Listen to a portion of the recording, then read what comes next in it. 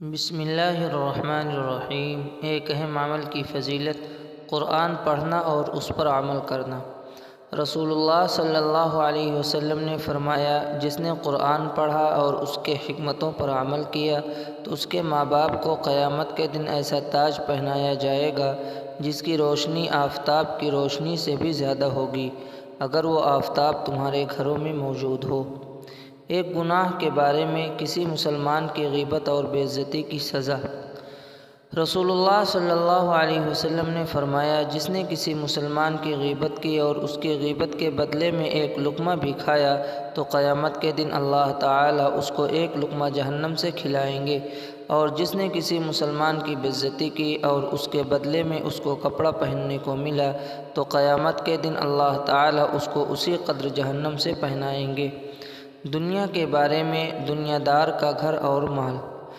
رسول اللہ صلی اللہ علیہ وسلم نے فرمایا، دنیا اس شخص کا گھر ہے جس کا آخرت میں کوئی گھر نہیں، اور دنیا اس شخص کا مال ہے جس کا آخرت میں کوئی مال نہیں، اور دنیا کے لیے وہ شخص مال جمع کرتا ہے جو ناسمجھ ہے۔ آخرت کے بارے میں، قیامت کے دن مردوں کو زندہ کیا جائے گا۔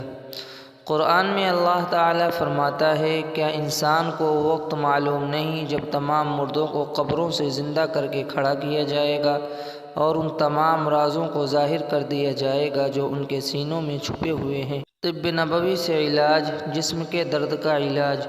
حضرت عثمان بن ابی العاص رضی اللہ عنہ نے رسول اللہ صلی اللہ علیہ وسلم کی خدمت میں حاضر ہو کر اپنے جسم کے درد کو بتایا تو رسول اللہ صلی اللہ علیہ وسلم نے فرمایا، جہاں درد ہوتا ہو وہاں ہاتھ رکھ کر 3 بار بسم اللہ اور 7 بار یہ دعا پڑھو، اعوذ باللہ وقدرتہ من شر ما اجد واحاذر۔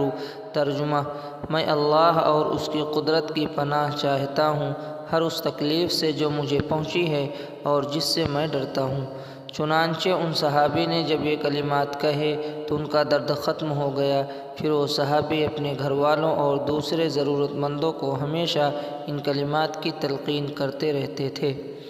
قرآن کی نصیحت۔ قرآن میں اللہ تعالیٰ فرماتا ہے، تم لوگ اللہ کے راستے میں خرچ کرو، اپنے آپ کو اپنے ہاتھوں سے ہلاکت میں نہ ڈالو اور خلوص سے کام کیا کرو، کیونکہ اللہ تعالیٰ اچھی طرح عمل کرنے والوں کو پسند کرتا ہے۔